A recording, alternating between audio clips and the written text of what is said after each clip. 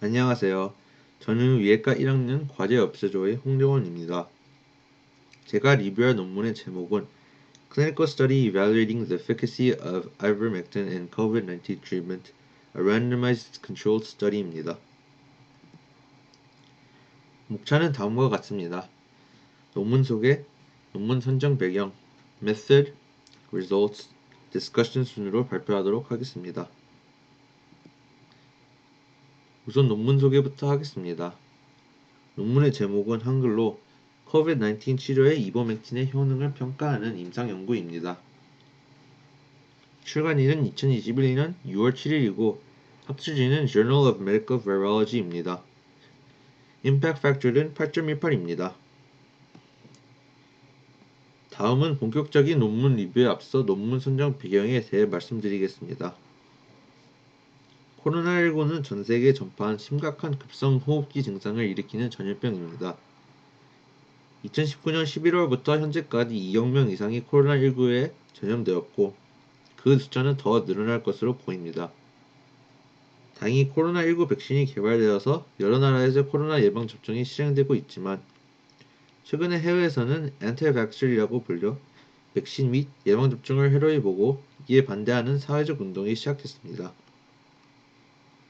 이 백신 반대로자들 사이에 이버맥틴이라는 동물, 특히 말에게서 기능증을 실하기 위해서 쓰이는 구충제가 기적의 약이라고 불리게 되었습니다. 저는 이에 대해서 읽고 최근에 강아지 구충제 펜벤다졸이 암치료에 효과가 있다는 논란이 떠올랐습니다. 이버맥틴이 정말 코로나19 치료에 효과가 있는지 궁금해서 저는 이 논문을 선정하게 되었습니다.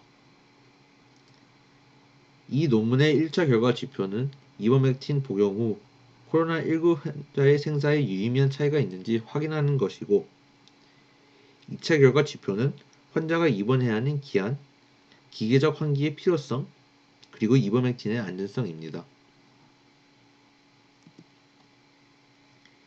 이제 메소드 대상 선정과 참가자 분류에 대해서 발표하겠습니다. 이 임상연구는 2020년 3월부터 2020년 10월까지 이집트에 있는 텐타연 아스윗 병원에서 진행되었습니다. 대상 선정 방법에는 코로나19가 걸린 20부터 65세 사이의 성인 환자 164명을 선정했고 코로나19 감염 여부는 PCR 검사를 통해 이루어졌습니다. 또 대상 선정 제외 기준에는 연구에 사용되는 약에 대한 알레르기가 있는 사람들, 현재 임신 혹은 모유 수유를 하는 사람들, 그리고 심장 문제가 있는 사람들입니다. 대상으로 선정된 환자들은 나이, 성별, 그리고 앓고 있는 병에 따라서 계층화된 후 컴퓨터 난주 상승기를 통해 랜덤화되었습니다. 다음은 프로시저에 대해서 발표하겠습니다. 우선 164명의 대상 환자는 두 군으로 나뉘어서 연구가 진행되었습니다. 첫 번째 군은 실험군으로 코로나19 표준 치료를 받으면서 3일 동안 매일 12mg의 이버맥틴 알약을 먹었습니다. 두 번째 군은 대조군으로 코로나19 표준 치료를 받았고 이 두 군을 통계적 분석으로 비교를 해보았습니다. 다음은 연구의 샘플 사이즈 추정 방법에 대해서 발표하겠습니다. 이 연구의 샘플 사이즈는 G-파워를 통해 분석이 되었습니다. 이 연구에서는 가설의 방향을 모른 상태에서 진행했기 때문에 뒷무 가설을 기각하는 역량이 양쪽에 있는 양측 검정, 즉 two-tailed 테스트를 사용했습니다. 파워는 보통 쓰이는 0.8이 사용됐습니다. 에펙트 사이즈는 기존의 이버맥틴에 대해 진행됐던 고리얼이라는 분의 연구를 통해 추정해서 미디엄 에펙트 사이즈보다 조금 적은 0.44를 사용했습니다. 알파 레벨은 보통 임상 연구에 쓰이는 0.05가 쓰였습니다. 위의 값들을 G파워에 넣어서 샘플 사이즈는 82가 나왔습니다. 나머지 아웃풋에서는 Non-Centrality Parameter Delta는 3.02, Critical T는 1.92, Numerator DF는 162가 나왔습니다. 다음은 연구에 쓰이는 통계적 분석 방법에 대해서 발표하겠습니다. 우선 모든 데이터는 SPSS 버전 23으로 분석이 되었습니다. 변수의 정규성 검정은 샤피로-윌크스 테스트로 분석이 되었고 정규 분포 연속 변수는 스튜던시티 테스트를 통해 분석이 되었습니다. 또 비정규 분포 변수는 맨-윈니스 테스트를 활용했고 범주 변수 간의 관계를 분석하는 데에는 카이-스퀘어 테스트, 케이스가 5 미만일 때는 Fisher's Exact 테스트가 쓰였습니다. 마지막으로 각 종속 변수가 환자의 생사에 미치는 영향을 분석할 때에는 이분형 로지스틱 회귀 분석을 했습니다. 이때 종속 변수는 나이, 성별, 흡연, ALT, 알부민, 크레아틴, 페리틴, CRP, 기계적 환기, 당뇨병, 그리고 이버맥틴 치료입니다. 통계적 분석을 할 때 0.05 미만의 two-sided p-value는 통계적 유의 차이가 있다고 가정했습니다. 다음은 결과를 발표하도록 하겠습니다. 우선 표 1에서는 실험군과 대조군 사이에 동반질환의 유무 및 코로나19에 관해서 통계적으로 유의미한 차이가 있는지 확인해 보았습니다. 표 1에서 분석을 한 이유는 대조군과 실험군 간에 이버맥틴을 복용한다는 것 이외에 차이가 없다는 것을 보이기 위해서입니다. 우선 결론부터 말하자면 카이-스퀘어드, 맨-윈니 그리고 Fisher's Exact 테스트를 한 결과 통계적으로 유의미한 차이가 없고 통계 확률이 동일하다고 보입니다. 우선 표 1을 설명하자면 이 연구에서 나이는 비정규 분포 변수여서 맨-윈니 테스트를 사용했습니다.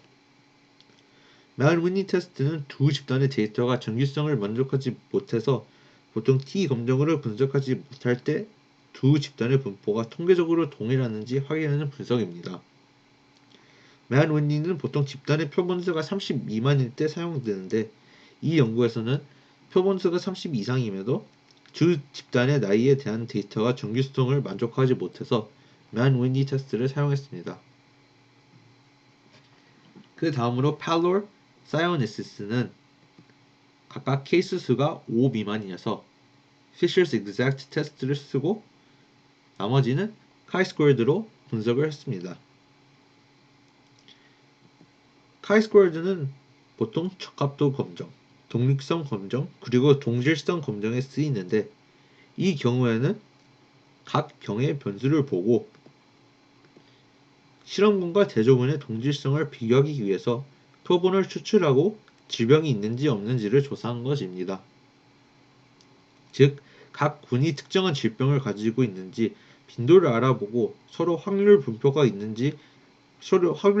같은지 확인하기 위해서 카이-스퀘어드 검정을 한 것입니다. 이때 T 검정을 사용할 수 없는 이유는 diabetes, fever, headache 같은 질환은 단순히 어떠한 수치를 측정할 수 없는 범주형 변수이기 때문에 이 경우에는 모집단이 임의 변수에 따라 RGA 속성으로 범주화되었을 때 RGA 부분 모집단에서 추출한 각 표본인 C계의 범주화된 집단의 분포는 서로 동일한지 아닌지를 검증하기 위해서 카이-스퀘어드를 사용한 것입니다. Fisher's Exact 테스트는 카이-스퀘어 테스트랑 비슷한 조건에서 쓰이지만 케이스 수가 5 미만이어서 카이-제곱 검정의 정확도가 떨어질 때 사용됩니다. 앞서 말했다시피 팔러, 사이오노시스는 범주형 변수이고 케이스 수가 5 미만이어서 Fisher's Exact 테스트를 사용했습니다. 표 1에서 이버맥틴과 컨트롤은 각각 이버맥틴을 복용한 군과 대조군입니다. NO는 number, 즉 숫자를 의미하고 괄호 안에 있는 값은 비율을 뜻합니다. 성별을 예로 들자면 이버맥틴 군에서는 남자가 37명이고 이버맥틴 군은 45.1%를 차지한다는 것을 알 수 있습니다. p-value는 유의미한 차이가 있는지 나타내는 확률 값인데 0.05보다 작으면 유의미한 차이가 있다는 것을 알 수 있습니다. 결과적으로 각 질병을 변수로 삼아서 빈도를 Fisher's Exact 테스트하고 카이-스퀘어 테스트로 분석한 결과 p-value는 다 0.05 이상이어서 두 군 사이에 통계적으로 유의미한 차이가 없고 통계 확률이 동일하다는 것을 알 수 있습니다. 또 여기서 눈에 띄는 것은 사이오노시스를 가진 사람하고 기침을 하는 사람의 빈도는 똑같아서 p-value가 1로 나왔습니다. 여기 보시다시피 사이너시스와 또 기침을 하는 사람의 p-value는 1입니다.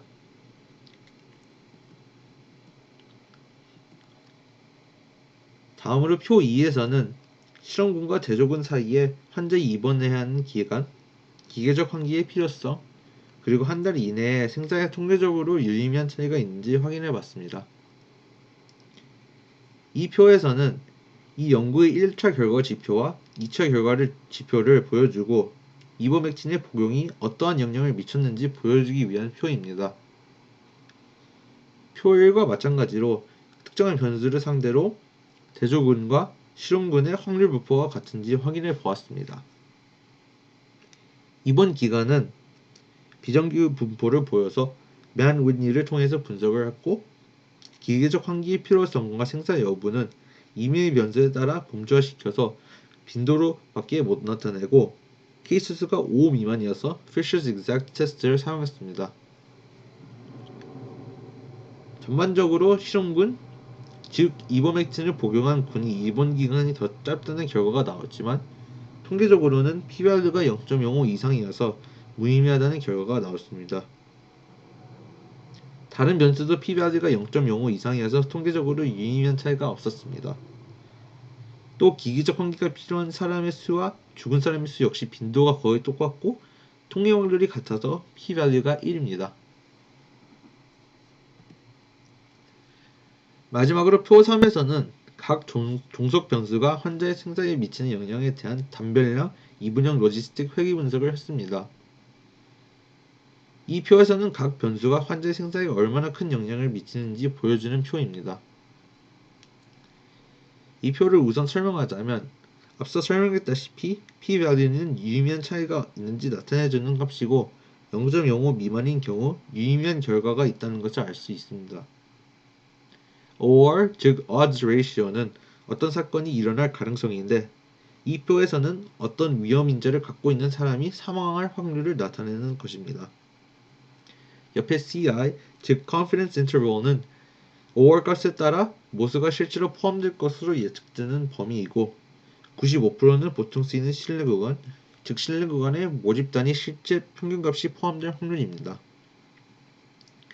여기서 변수의 신뢰 구간이 1을 포함하지 않고 p-value가 0.05 미만인 종속 변수에는 age, ALT, creatinine, ferritin, CRP가 있었고 환자의 생사에 영향을 미쳤다는 것을 알 수 있습니다.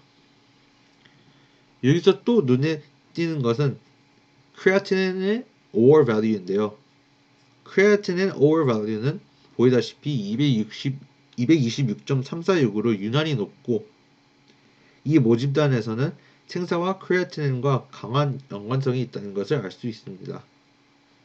또 크레아틴의 신뢰 구간도 1을 포함하지 않고 우측 신뢰 한계가 4457.78로 굉장히 높다는 것을 볼 수 있는데요. 이는 크레아틴을 위한 인자에 관한 모집단의 샘플 사이즈가 비교적으로 적어서 표본 오차가 높다는 것을 알 수 있습니다. 또 이러한 높은 표본 오차 때문에 OR 값이 유난히 높다고 추정이 됩니다.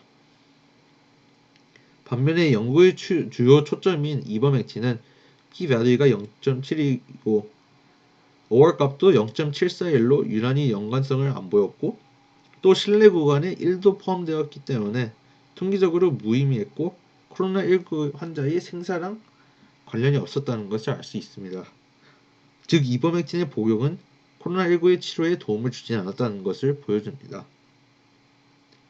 반대로 이 연구의 2차 결과 지표인 이버맥틴의 안전성을 고려했을 때 이버맥틴의 복용은 사람의 몸에 해롭지 않고 안전하다고 볼 수 있습니다. 이 연구에서 조금 아쉬운 것은 다별량 로지스틱 회귀 분석을 안 했다는 것입니다. 다별량 로지스틱 분석을 했다면 독립 변수들과 정석 변수들 간의 관계에 대해서 알 수 있었을 것입니다. 예를 들어 알부민, 페르틴과 이버맥틴이 생사에 미치는 영향을 다별량 로지스틱 분석을 했다면 변수 간에 서로 미치는 영향에 대해서 알 수 있고 같이 생사에 어떤 영향을 미치는지에 대해서도 알 수 있습니다.